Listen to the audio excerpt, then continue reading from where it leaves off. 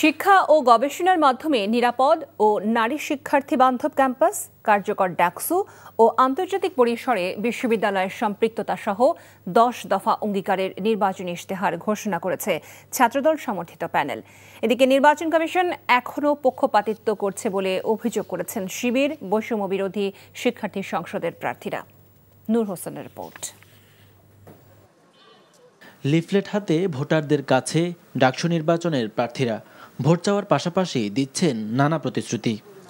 এভাবে দিনভর ক্যাম্পাস জুড়ে প্রচারণায় ব্যস্ত সময় পার করছেন ছাত্রদল, ছাত্র শিবির, বৈষম্য বিরোধী শিক্ষার্থী সংসদ সহ বিভিন্ন প্যানেল ও স্বতন্ত্র প্রার্থীরা। নির্বাচন ঘিরে নিজেদের 10 দফা ইশতেহার ঘোষণা করেছে ছাত্রদল সমর্থিত প্যানেল।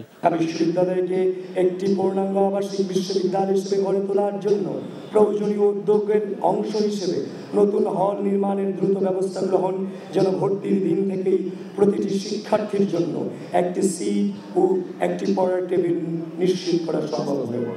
এদিকে প্রশাসনের নিরপেক্ষতা নিয়ে প্রশ্ন তুলছেন ছাত্র শিবির, বৈষম্য বিরোধী শিক্ষার্থী সংসদ সহ বেশ কয়েকটি প্যানেল। আমরা বারবার উদ্বিগ্নতা প্রকাশ করছি বিশ্ববিদ্যালয়ে আমাদের নির্বাচন কমিশনের সামগ্রিক তাদের অ্যাক্টিভিটি এবং তাদের পক্ষপাতিত্বমূলক আচরণ দেখে। মূল সংখ্যাটা মূলত নির্বাচন কমিশনকে নিয়ে। এই নির্বাচন কমিশন ইতিমধ্যে নিরপেক্ষতা হারিয়েছেন।